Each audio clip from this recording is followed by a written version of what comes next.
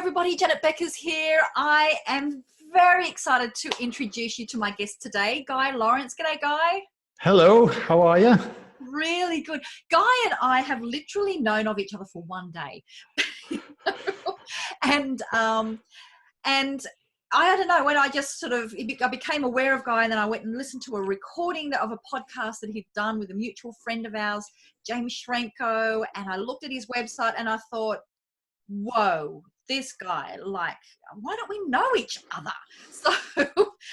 So inviting Guy to be my guest, he was really two parts. There was the really selfish part of, he's a really cool guy who talks my language, and I really want to get to know him. And also, wow, he's got an awesome story that is really going to help a lot of people, because not only will you be able to relate to the journey that he's just been recently on, but also he's got some really great strategies that's going to be able to help you with the whole congruency mindset, like totally being you in your brand. So I'm really looking forward to these two parts of today. So to get started, Guy, let's just dive straight in, and just, if you can just tell us, like, who is it that you serve and how do you do it? Like, what do you do? Firstly, thank you for the kind words. That was an awesome introduction. I really appreciate it. And it's lovely to be here. What do? I actually help people demystify meditation from a neuroscience perspective to create transformation from the inside out. That's probably the simplest way I could say it. So we come from a state and a way of being, and that way of being becomes more congruent in our lives over time. And I also teach people how to literally upgrade their hardware system within the body.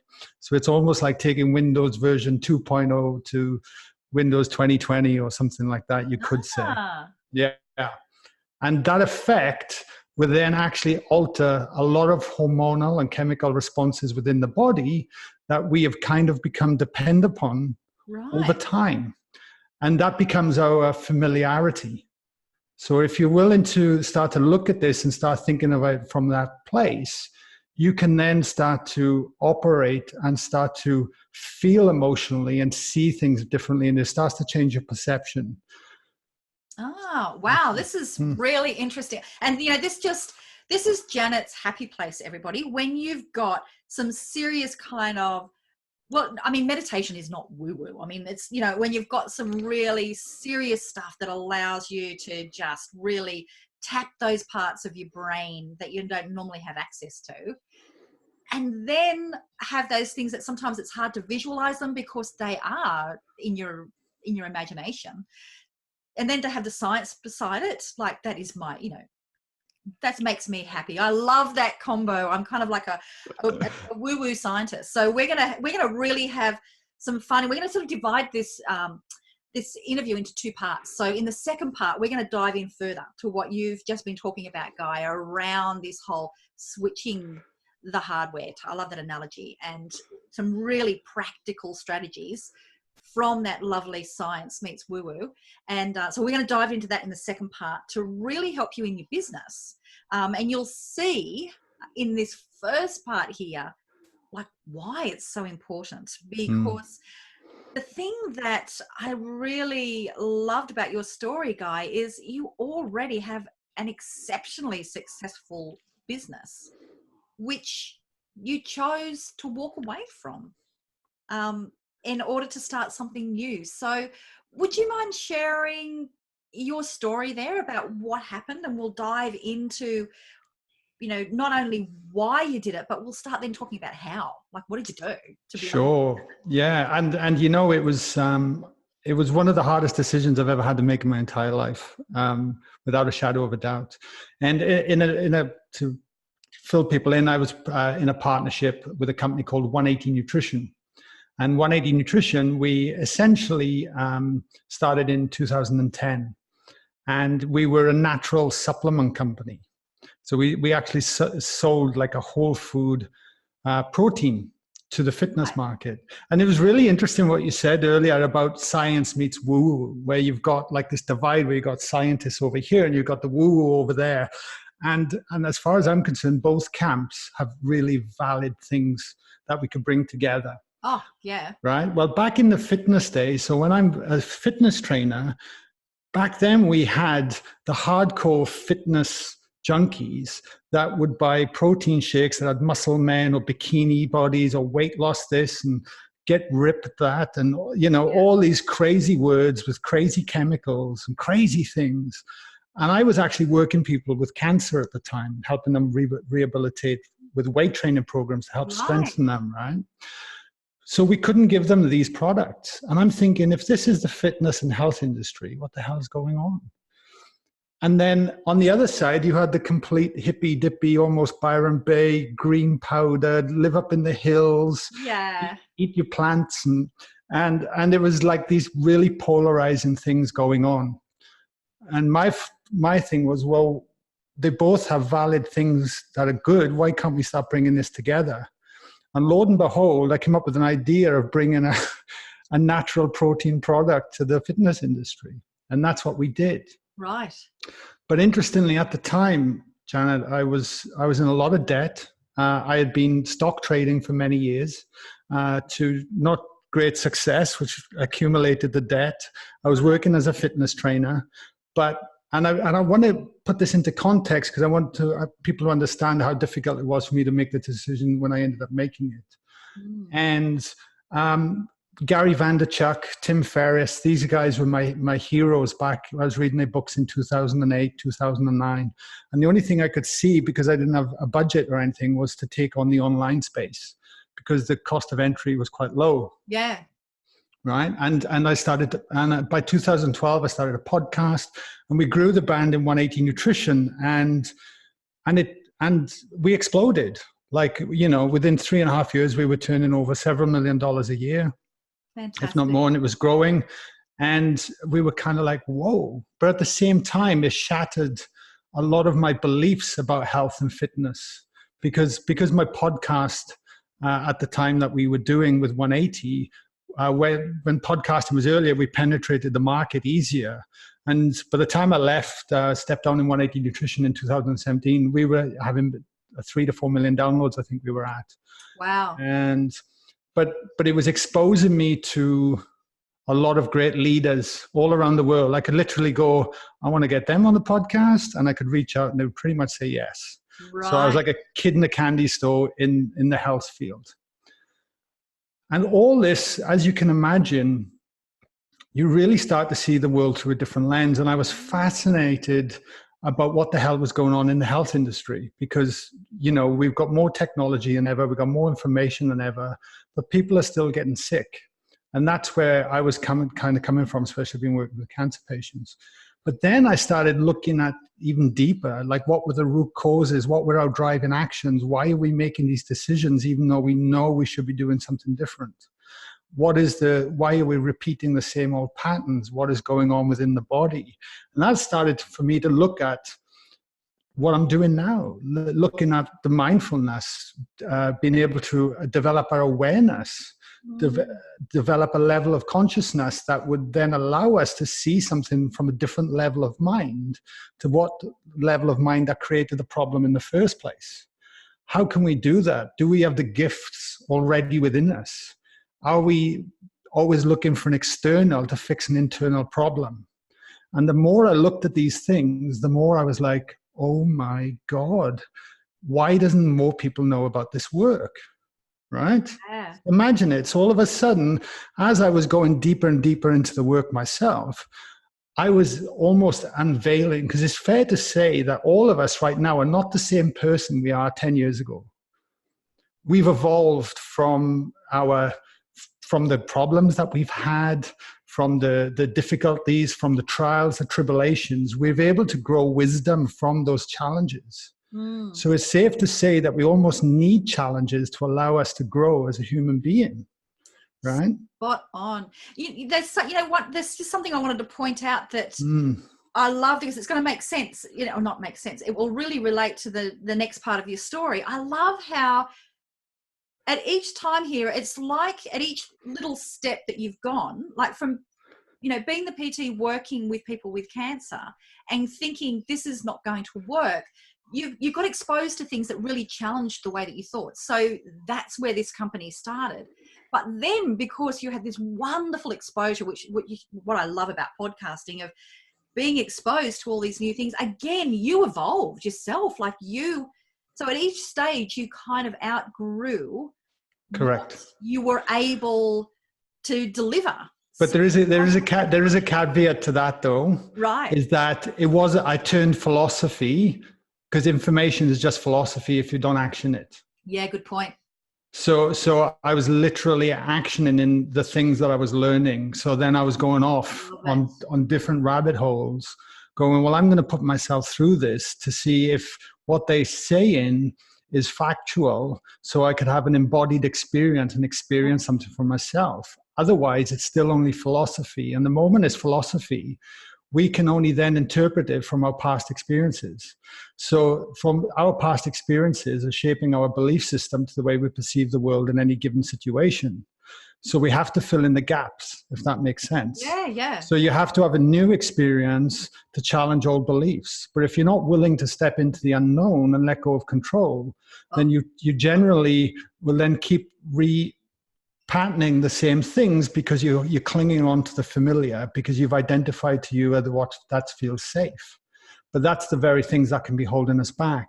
So I was very aware of that. So funnily enough, the work that I teach is almost like this self-fulfilling thing, because as I do the work, I'm coming up against my own limitations and challenges, because it's starting to unveil the truth within me. So then it's making me go, oh, do I want to go with the truth? Or do I want to just keep myself safe and buried and stay over here for another 6 months and delay the process? But of course, as we know that, you know, a toothache can end up becoming a tooth out if you don't actually listen to the warning signals. So, oh, I love that analogy. And you know what you've mentioned, I was saying, you know, Janet's happy place, you know, is woo-woo meets science. Janet's happiest place is when you bring in the third thing, which is take some action. And that's exactly what you're saying. Like if you're, you know, by actually taking that action on what you're learning, you're developing yourself. You know, it becomes that more than philosophy. That's such, you know, and that's that last step that so many people don't do. Exactly. And it's the first step's the biggest, because you're coming at it with the correct intention behind it, you know, and it's really important when it comes to this work as well.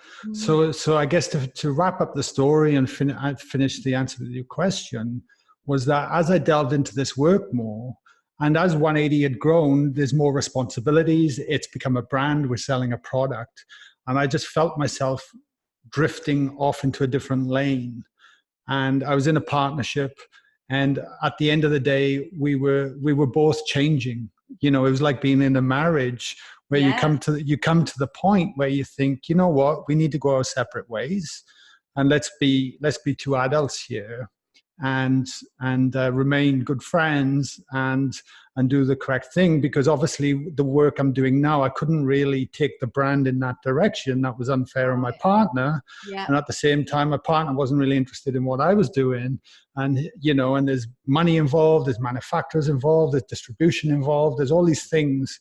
And I felt that my values were changing, you know, just on a personal level. So I wanted to then maneuver in that direction. And the more I was then holding on to the old, it was like, well, Guy, if you really want to get out there and teach this work, you've got to be all in, mate. You've got to walk the talk. You've got to live it. And I knew that in my heart of hearts. So I made it, then my decision became quite easy, because as much as it scared me, I realized in my own, I was, you know, it challenged my own self-worth, my own ability, my own belief, you know, my own fear. Everything was arising. But at the same time, I felt I had the toolkit, that what I was wanting to teach others of how to do that from an emotional and mental component, to hold the space for yourself, to allow these transitions to move through into the new chapter. And I think we all have new chapters in life, whether it be work, relationships, money, careers, whatever it might be. But we need to, they're like seasons.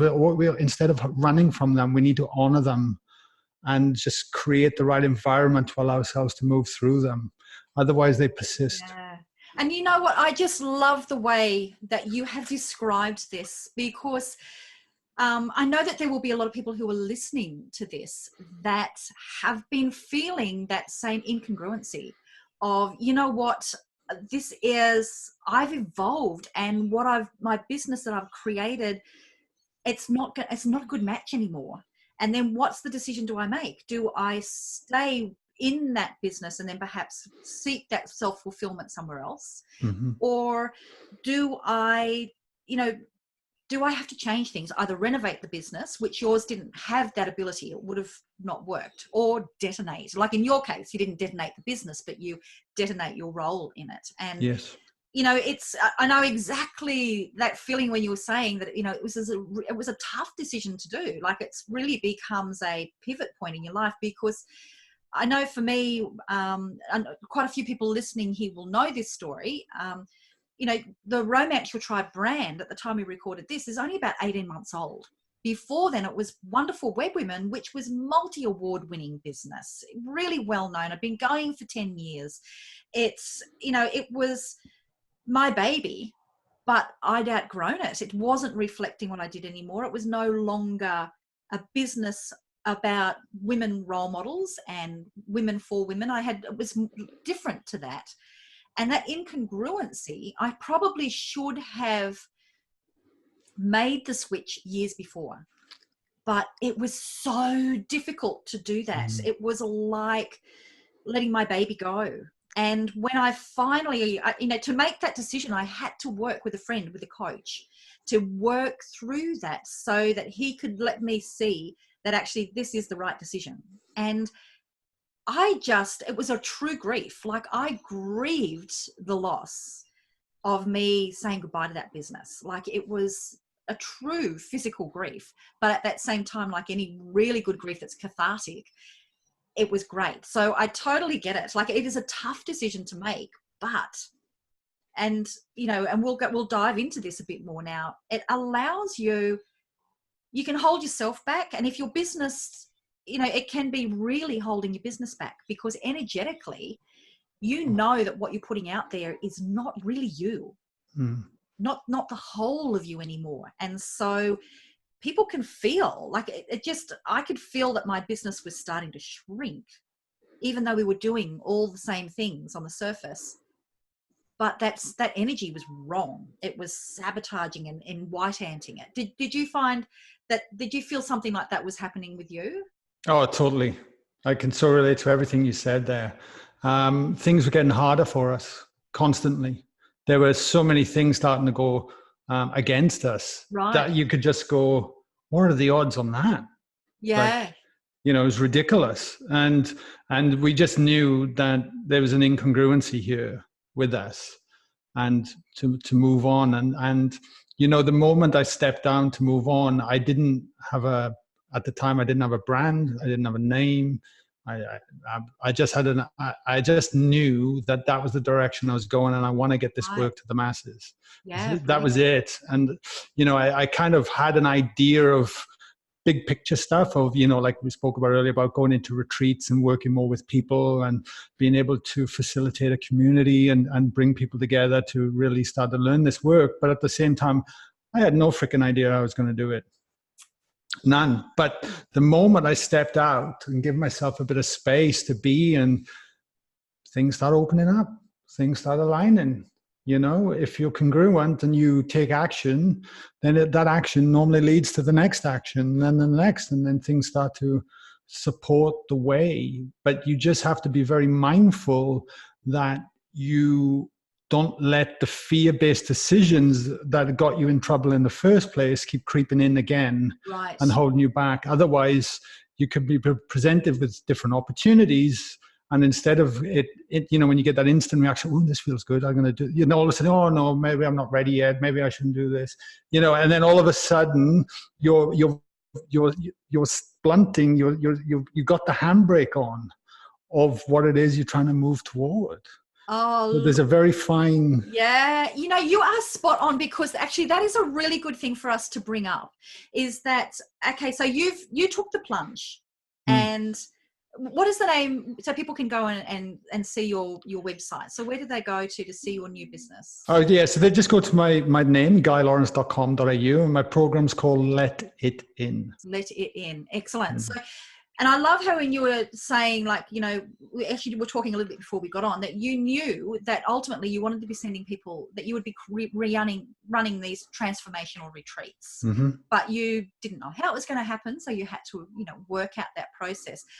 I think it's a really important thing for people to be able to know beforehand that just because you've got congruent, where you're going, it doesn't all automatically fall into place, because you will have, as you've been saying, that these things, you'll see the opportunities and you'll take the right ones. But at that same time, it's still a matter of going, okay, have I got it right? Have I got the model right? Have the clients got, and making those fear-based decisions is actually a really important thing. And total transparency, I've just gone through that, like in the last month or so.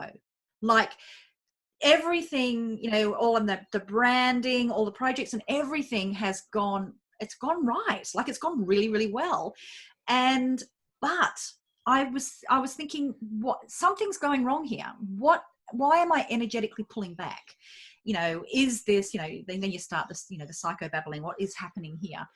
But that's when I realized, I've realized one of the programs I've got, I'm not walking my talk. I've got out of incongruency because I don't have a way to continue to support them. So, okay, I'm going to have to make the tough decision. I'm going to convert my $2,000 program into an ongoing membership so I can keep on helping people. They don't kind of get left when the program's finished. So interestingly, sometimes you'll get those things where it does come out of incongruency and you don't know why, but you'll notice it because the business starts getting white-anted and you can't see why. There's no obvious reason. You're doing all the right marketing. So you think, okay, come on, universe. Like, what am I energetically putting out here that is just stopping this? And then take the action. So is that something that you've experienced as well, Guy? Totally. When I stepped down and stepped into this, I was like, okay, I kind of had the idea I wanted to move towards a membership model, but I didn't know how I was going to do it, and I didn't know how I was going to get members in there, because I remember I was starting from ground zero again. All of a sudden, I've from having a podcast with a huge reach, I got nothing. From having social media with a huge reach, I've got nothing. Yeah. I've got no SEO, Google ranked website anymore. Like, it's literally start again. And I'm like, wow, but it was so refreshing and I didn't care. I literally go, great. Well, I don't care about the numbers. I don't care about anything. I'm just gonna, if I'm congruent, it will reveal the way will reveal itself. And then all of a sudden, because I knew workshops is what I wanted to do, somebody offered me an opportunity to run a workshop up on the Sunshine Coast. And I was like, oh, okay. And I said, yes. I didn't even know what I was going to talk about. No idea. And I thought, I'll, and the reality is these days, so I actually did it for free and I turned up. And the people that turned up, they were nearly 30, they had no idea because he hadn't communicated to what they were coming in for properly. I just assumed he would. Right. So there's all these mistakes, right? And all of a sudden I'm in front of a cold audience going, oh, you got no idea what the hell I'm doing here, what I'm on about. You just hold free talks every week and the members come in and just sit there. So it was really interesting. And so all of a sudden I kind of stuffed up straight off the bat. And I could have walked away from there going, oh my God, I'm a disaster. What was I thinking? Blah, blah, blah. But I walked away from going, cool. And I took all the positives out of it. And then I left all the negatives. And then I thought, right, when's my next workshop? I've got to line up one more so I can refine all my mistakes in the first one, and it just went from there. And then all of a sudden I ended up doing 34 workshops in about a 12, 14 months period. Oh, I love it. I tell you what, that is a lesson there. Most people would have gone, oh, look, I suck at this. That was a bad experience. Obviously, that's not the right model for me. I'll go and do something different. Exactly. You just you've just really modeled amazing resilience there. Yeah. So I wanted to get front and back of people, right? So then I built a website, and then I wanted to see if I could get them into a membership. But the membership, it was very hard to sell people that come for the first night straight into a membership, because they come in for a physical application, but then the online transition wasn't as great. And I could see that. And I thought, wow, if they could only actually experience what we're actually creating in here, I could do it. But I hadn't even, that was still all in my mind. So then instead I created a 4-week program where it was like, there's going to be a start date and an end date. And then I did a beta test I ran, 5-6 workshops, and then I got enough people to bring it into a 4-week program. I didn't even know if the 4-week program was going to work or not, because whether they're going to think it's too woo-woo or whether they're going to love it. I mean, I was terrified in putting this out there, because this is my heart and soul. I've left my company to do this. And they might think I'm a bloody crackpot. I don't know. Like, all these things are going on. And I remember putting it out there. I had 30 odd people sign up to it. And I couldn't believe what happened. It was just magic. Like there was a real connection. And then at the end of the 4 weeks, because I was so heavily involved as well, and everyone, it was a beta test, and I'd even ring them and say, hey, how are you going? You're on week 3. I loved all over them. I just wanted this to loved all over them. I love it.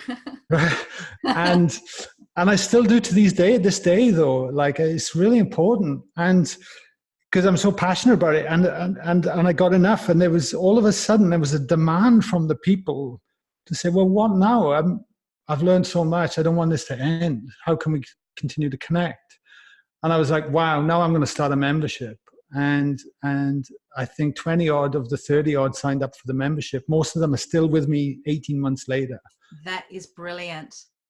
So I didn't know what software, I didn't know what I was going to do. I just knew, keep going, guy. Just keep going, guy. Yeah. Keep going. And I did. I mean, obviously I have skills that I've learned from the online space. You're a savvy businessman. So yeah, but from a mindset and heart perspective, it was just like, just keep leaning in. I love the term leaning in. And, and that's when I started looking at different software and membership models, and looking at and then getting my own mentors. Just like I'm mentoring people to do this, I needed to find mentors to help me. Yeah. That have walked the ground that I want to go to, so that's what happened next. Yeah. That's, and I love the thing that you've said there is you tried the membership side on its own, but it was hard to get people in. So I'll just try this and see what happens. And you've listened to your clients. So now, a talk to a 4-week program to a membership is a model that will work, but you don't know unless you're like Guy, that you're willing to treat it as, well, let's just see if this is going to work. And if it doesn't mean the whole of it doesn't work. There's maybe some parts of it. I mean, that's how I started my higher end Attract Your Tribe Accelerator. I just was running a program, and then people were saying, I want some more of your help. And I said, well, do you reckon if I made like a higher price program, would that help people? And then people went, yeah. Oh, all right. So you just don't know until you actually take that first step, and then you ask the people. Yeah, really good point. So what we might do, Guy, if that's okay now, is for people that are, there would be some people that are listening and they'll be going, you know what, I'm in that position now where I know I've got to make a change. Or you might be that your business is going really well, but you're wanting to take the next step. Maybe you're wanting to get it online or leverage, and that's scary.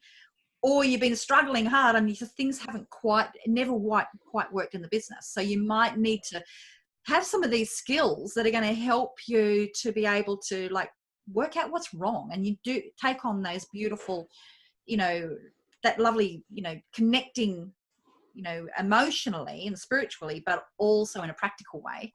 So this is your specialty. So if you've got people that, okay, we've got the scenario of, right, I get it, Guy. This is, I know that I've got to do this.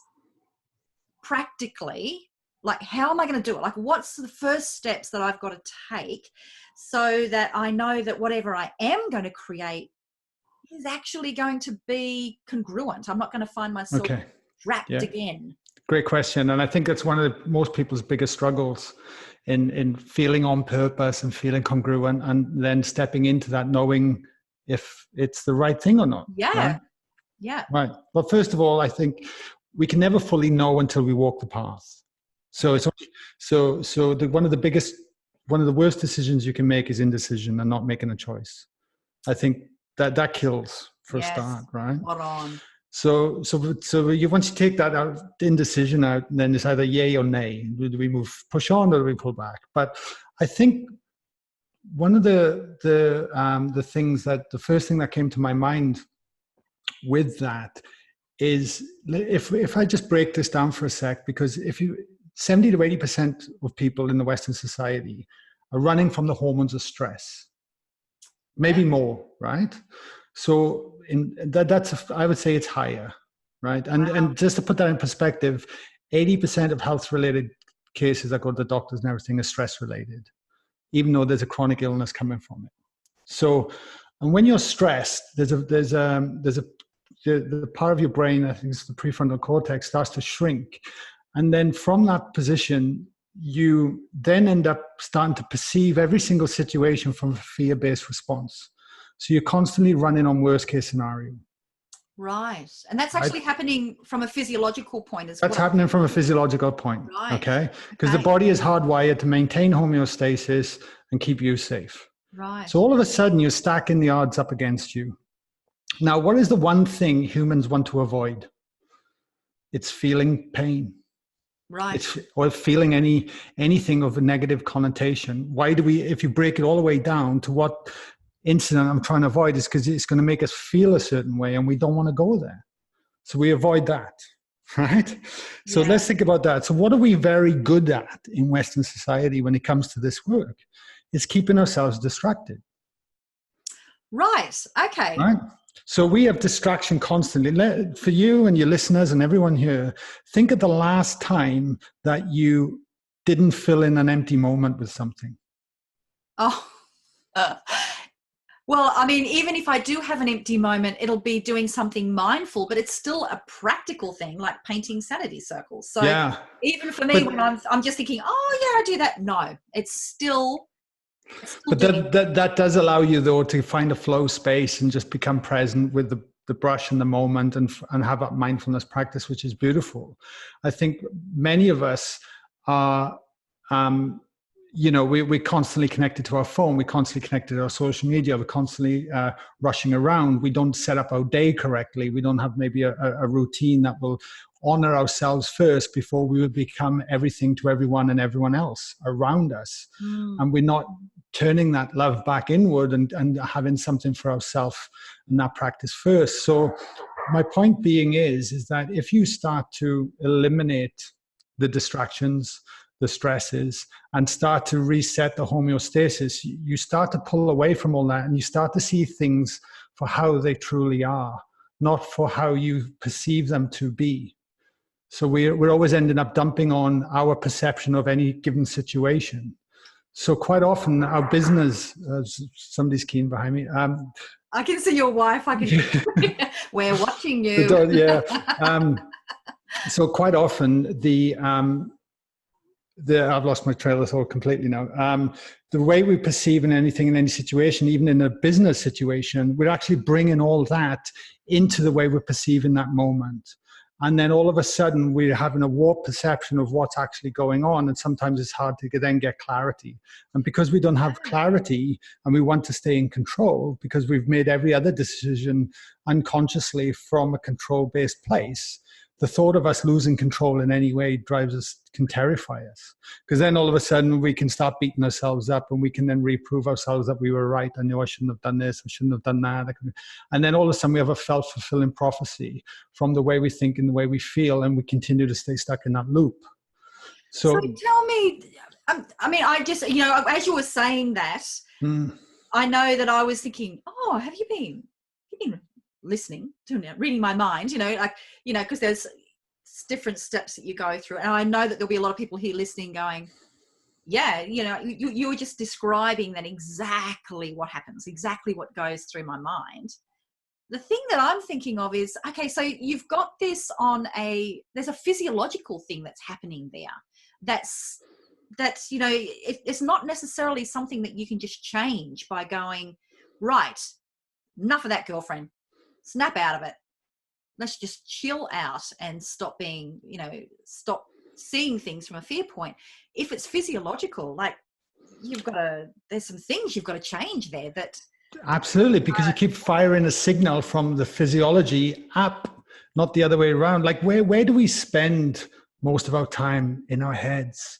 Like we're constantly in our heads. We're on the screen. We sit in a chair all day. We're quite sedentary, and we're in the conscious thinking mind, but we never get into, 95% of the body. Like we're a community of trillions and trillions of cells that are all interconnected and sending information with each other. That's the subconscious mind.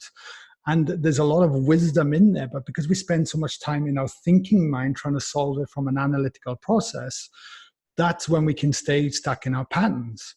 So a lot of this work is allowing to get out of that mind, that stress response that's firing the autonomic nervous system, your stress sympathetic nervous system. For anyone that wants to geek out, the fight or flight that's continually firing, that is the filter, that is the gateway between your body, every cell in your body, and back to the lens, the way you see the world. That's the interim.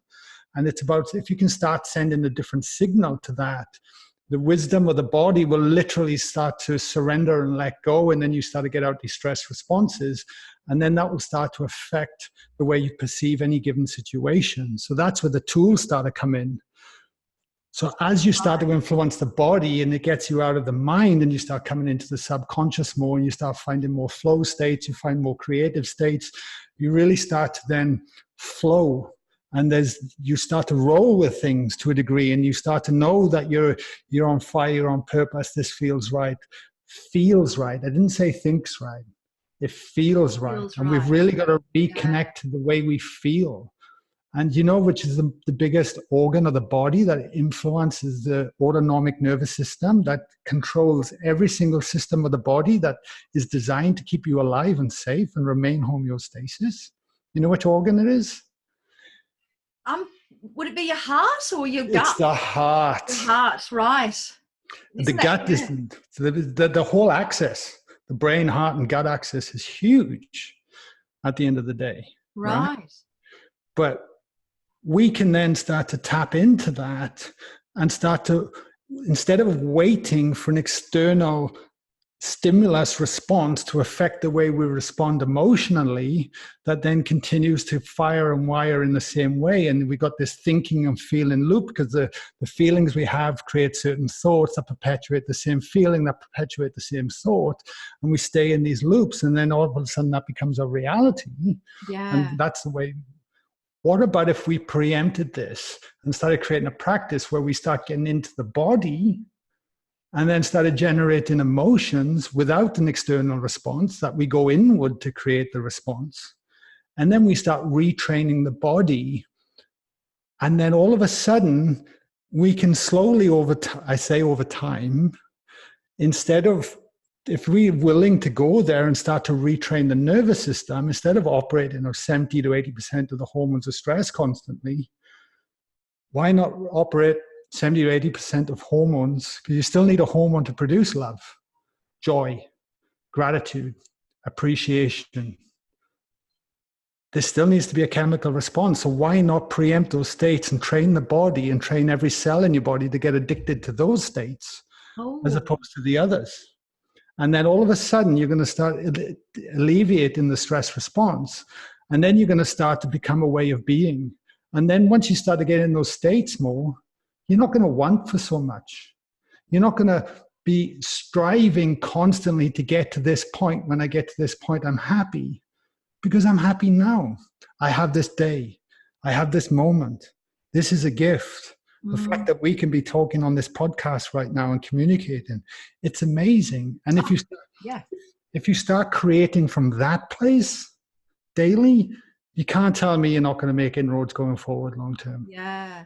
So, I loved your line of, imagine if instead of, your addiction is to the stress, if your addiction is to the hormones that get released from love.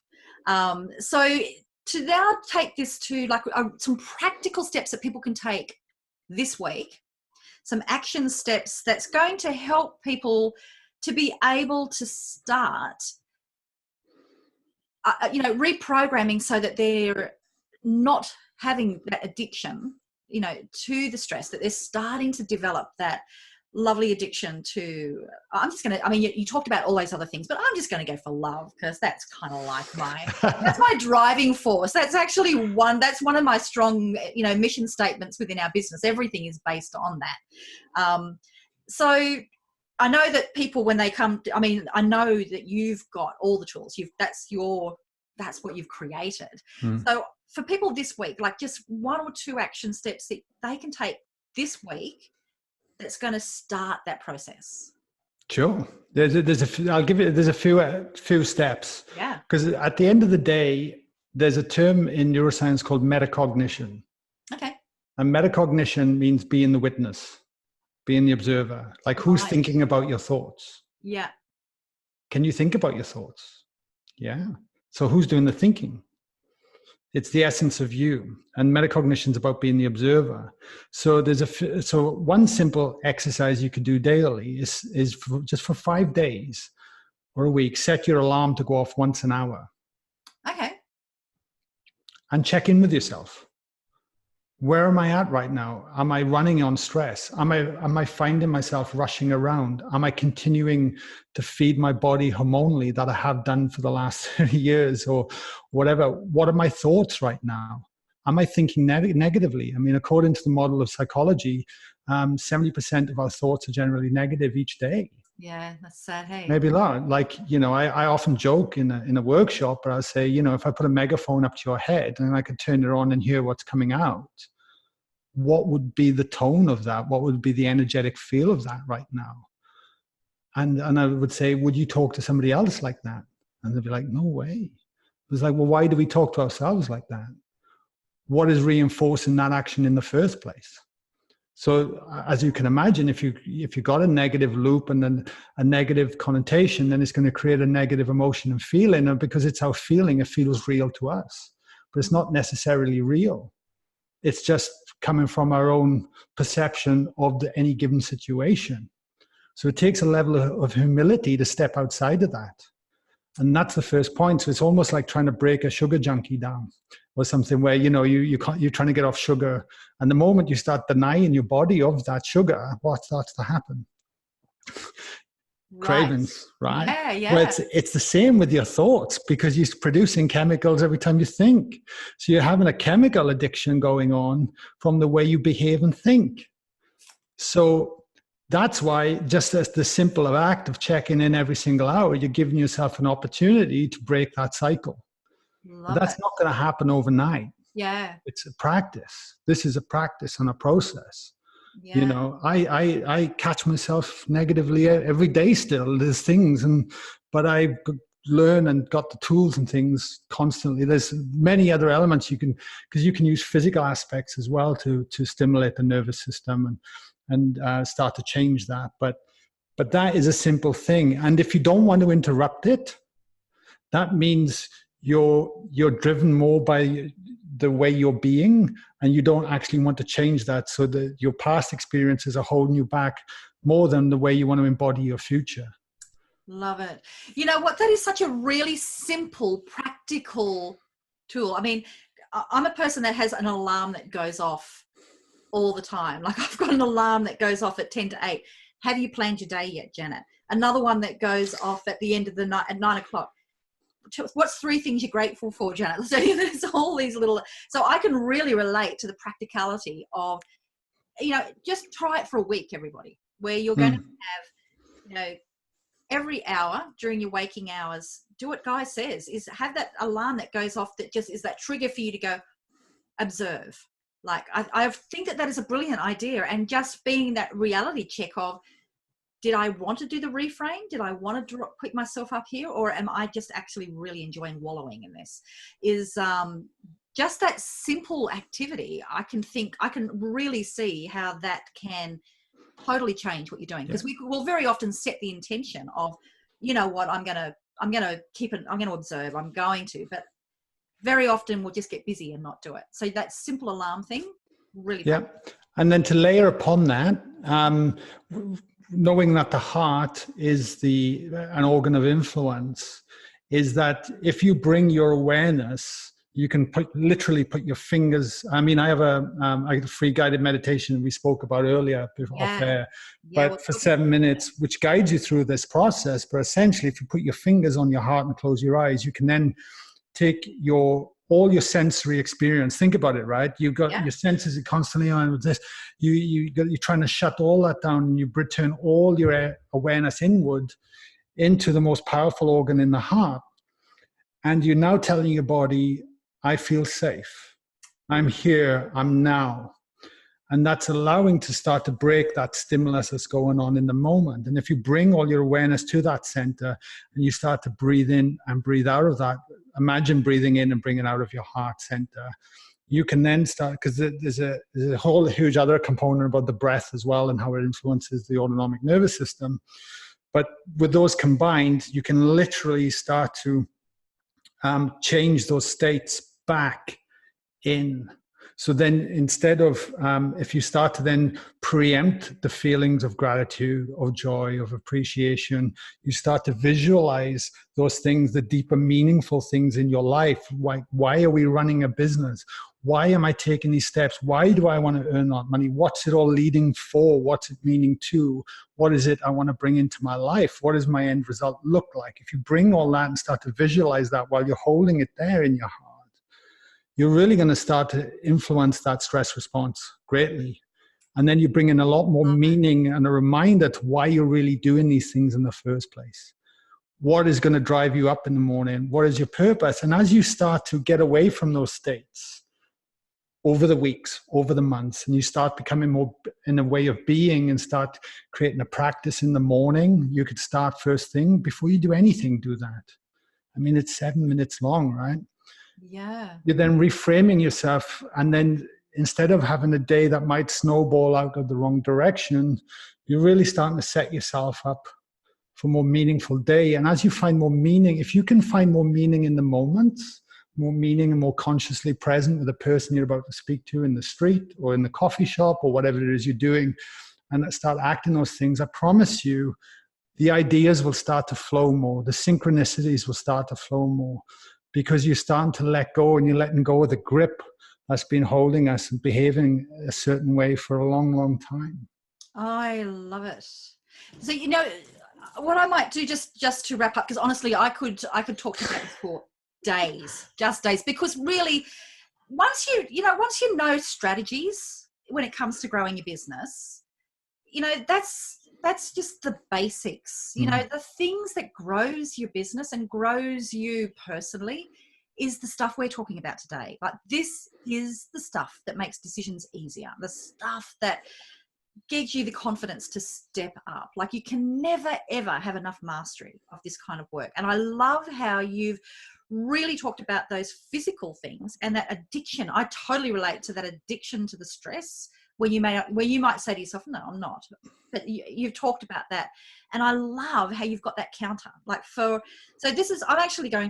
I'm making a pledge to everybody here, because this actually is a loop back to when you were saying your evolution came from you taking action on everything that you learned from these wonderful, wonderful people that you interviewed. That's how my business, Wonderful Wed Women, grew, from me doing weekly interviews. This is pre-podcast. People would pay for them back then. And I just made every week I would tell you one thing that they had said, and it skyrocketed the business, that simple thing. So this is what I'm doing, everybody. So I am challenging you to do the same. So first of all, I am going to go over to Guy's website, and I'm going to download that 7-minute meditation, the daily meditation. So this is my commitment to everybody else here, and I'm going to diarize it. So this interview won't be going live it'll be just over a month or so away. So I have got time. When this goes live, I will be able to share with you, the actions that I took, because I will have had time to do this for over a month. So this is what I'm doing. That meditation, I commit that I'm going to listen to that every morning. Okay, so I'm doing that, but also I'm going to do this alarm thing at least for a week or so until I feel like I've got the habit. I'm going to do the alarm thing to just make myself stop, because even though I've always got like this observer Janet happening, this will make the observer Janet sort of get stopped and listened to, and then bring that energy back to heart every single time I do it. So that's my commitment to everybody here. I double dare you all to do the same as well, and to come and share with Guy and share with me, like, how is it working? Like, how does it feel for you? And then, so Guy, where can people go and get this recording? The meditation. Literally just go back to my website, guylawrence.com.au, and there'll be a tab there saying free meditation. Yeah. And Cool. there. There's also a bonus in there, actually. I forgot to mention it earlier, which is my 5-step morning routine. So not only will they get a meditation, they'll actually get a full 5-step process that will help everything that I've talked about in there as well. Brilliant. Okay, everybody. Well, I've made my commitment to you. You can all ask me, and I will, I know that you're going to ask me because I've just told you to. So got to do it now. And I'm really looking forward to it. These simple, tiny actions are the things that actually make the difference. And, committing to somebody else to do it. So I double dare you to do this, but also commit either to somebody else in your family. Come over to the Romance Your Tribe free Facebook group and commit in there. That's where I'll be talking about what I'm doing. And we can hold each other accountable. If you're part of the new Success Circle, which at the time of recording does not exist, but it will by the time you're listening to this, man, we will definitely be, implementing this over there. So come and share, but find somebody to be accountable so that you actually do it. Babies. So thank you so much for your time today, Guy. This has been really, really fascinating. I've just really enjoyed, this whole story, and I would love to hear from people. If you've got something from today, go and stalk Guy and let him know, okay? Because that means a lot to us to get some feedback. You should be stalking me anyway, okay? So if you're listening to this, so come and tell me. And if you're here on iTunes, I'd love it if you leave a review, just telling us what did you get out of this particular episode. Would be super cool. Or wherever it is that you're finding me, just come and tell me what you've done, because that's the most rewarding thing, is to know you've taken some action as a result of what we've shared today. So go get them, baby. And I'm really looking forward to hearing everybody's stories. Bye. Thank you.